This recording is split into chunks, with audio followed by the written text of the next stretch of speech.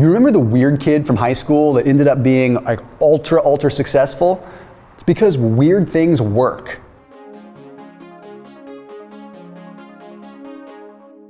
I don't know about you, but I'm tired of eating just cheese. Actually, I take that back. I could never get tired of eating cheese. But the point is cheese, bacon, coconut oil, MCT oil, okay. It's getting a little bit redundant, okay? Let's start expanding our horizons and let's look at some weird fats that people don't usually consider and have them on a ketogenic diet and improve how our body creates ketones, how fast it creates ketones, and most importantly, how we feel overall with a ketogenic diet. I do want to make sure you hit that red subscribe button down there in the bottom corner, and then please hit the bell icon so you never ever miss a beat, and try to pop into this channel daily and watch the videos even for a little bit just to help boost the algorithm and get our channel ranking where it should.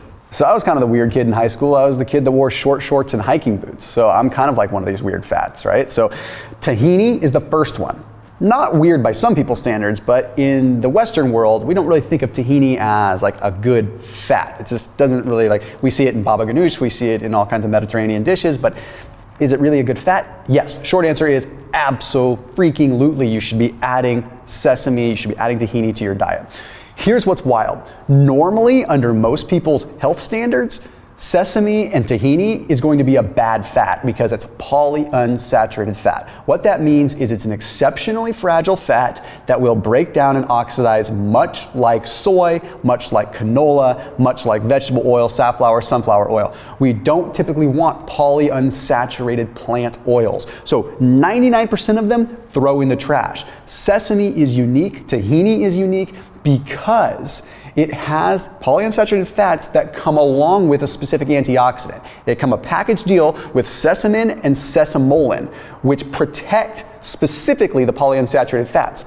But when sesame is toasted, it gains another antioxidant called SESAMOL. And there was an interesting study in 2015 in the Journal of Science and Food Technology that demonstrated that when you use sesame or toasted sesame, the antioxidants completely abolished the oxidation that would occur from the fats otherwise.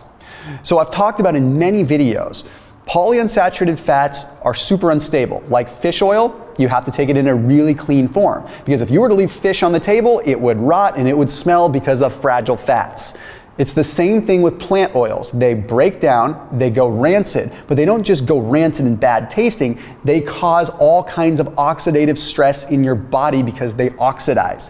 What does this mean? It means if you are doing keto and your cholesterol levels are a little bit higher because you're mobilizing fats, and then you have a plant oil come in and oxidize, it's going to oxidize the cholesterol, oxidize your LDL. That is bad. That is lethal. We do not want that. So the reason I get so amped about tahini is because if you are stopping the oxidation effect, it means you can have all the benefit of polyunsaturated fats, which by the way, they turn into ketones very fast. Okay, even soybean oil turns into ketones fast, except you get a plethora of other health effects that come along with it and the oxidation.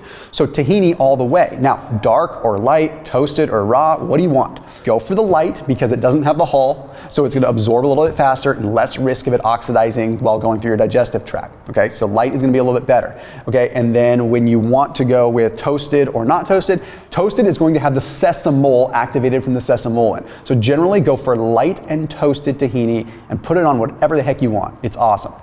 The next one is one that just tastes dang delicious, and it's, I don't know, you might know of it, but it's not that popular yet, and that is flat out coconut butter. Coconut is a nut, and that means just like almonds, just like cashews, just like peanuts, we can make butter from it. Okay. Now, a cool thing that comes with coconut butter is we know the fatty acid profile of coconuts is good. Okay, largely lauric acid, C12, okay, MCT oils, different good long chain fats and short chain fats that are in there to make it a perfect fat, in conjunction with an exceptionally good flavor and exceptionally high fiber content coming from the manna. Okay, so basically, if you look at the label of coconut butter, you have 1 gram of net carbs. It is the lowest carbohydrate nut butter that you could possibly find, and it's a phenomenal fatty acid profile. So why is it not talked about more? I think people just haven't seen the light that coconut butter exists and you can put it on just about everything. Now, it does have a few grams of fiber in it, so it's not like this perfect pure fat, but by and large, it's something that I would absolutely recommend on like a Mediterranean keto, or something that I would recommend you just add to get that lauric acid, get that monolaurin, all those MCT oils that you're getting from other sources. Some of my favorite coconut butter is from the Artisana brand, which quite frankly is one of the only brands out there that's mass producing coconut butter in a good way. If you want to get any of the fats that I'm talking about, whether it's tahini, whether it's coconut butter, or the mystery one that's about to pop up, you can get those through Thrive Market down below in the description. So Thrive Market's where I get a lot of my pantry staples for keto, because they have a full section of their site, of their online grocery store, devoted to keto. You can literally sort by diet style. You can go keto, you can go paleo, you can go vegan, vegetarian, whatever, gluten-free. You can sort by all these different things. So if you sort by keto, and then you go and you look at just oils and fats and stuff like that, which you can get and look at the categories there, you can get specific foods that'll fit your need.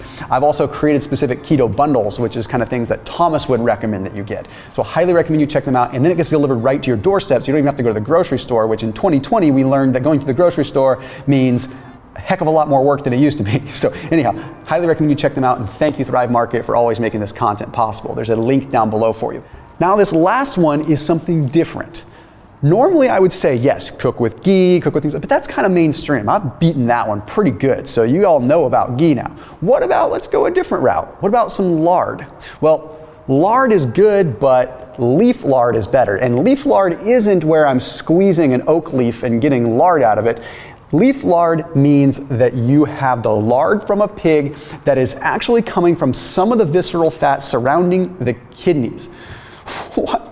Visceral fat, isn't that the stuff you say is bad all the time? Look, visceral fat as a biologically, hormonally active fat on your body is bad to a degree. It's actually, in some ways, it's kind of good. But when you get the visceral fat from a pig, or you get it from surrounding tissue, it's actually better. Now, here's what's wild. If you look at the fatty acid profile of pork fat to begin with, it's quite good compared to other animal fats. If you've seen my grocery haul videos, I talk about bacon. You can cut to a clip really quick if you want. And in the Black Forest ham, I would usually try to lean towards a pork because it can usually be a little bit cleaner as far as the fat profile goes. Turkey is usually very antibiotic ridden. Okay, bacon is going to be largely saturated fat with a good degree of monounsaturated fat. Out of all the animal fats, pork fat has the highest monounsaturated fat. Most of the leaf lard that is out there is coming from good quality, humanely raised, pasture raised pork, because only people that are caring about their health or caring about the quality of food are going to go the extra mile to purchase leaf lard anyway. So it's usually going up market for that to begin with. Now, why is leaf lard better? If you compare regular lard to leaf lard is really soft and it's pliable. So it's used in baking a lot versus like traditional cooking. And that's a great use for it. But it's also something that you can spread on food, or spread and drizzle on your veggies, or melt on your veggies. The reason it's softer is it's a less saturated fat profile and has more of the monounsaturated fats. Now, monounsaturated fats have been demonstrated to help produce ketone levels even faster than saturated fats. So you have not only the stability of a saturated fat that's coming from that animal fat, but you have the benefit of the monounsaturated fat. Not to mention, it's actually usable. Lard doesn't provide much taste, it's just kind of there. Whereas leaf lard actually gives a creamy, buttery taste.